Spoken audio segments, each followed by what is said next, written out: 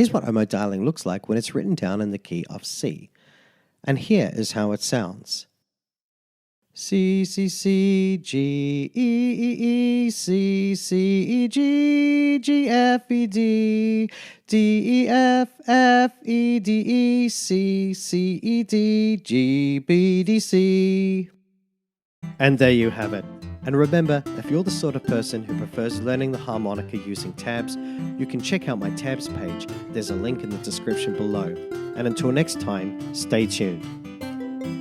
Hi guys, just wanted to say a big thank you for watching.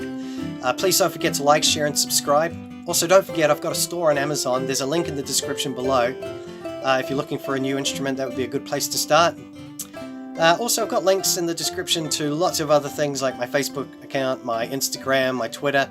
I'd love to catch up with you guys there. So until next time, stay tuned.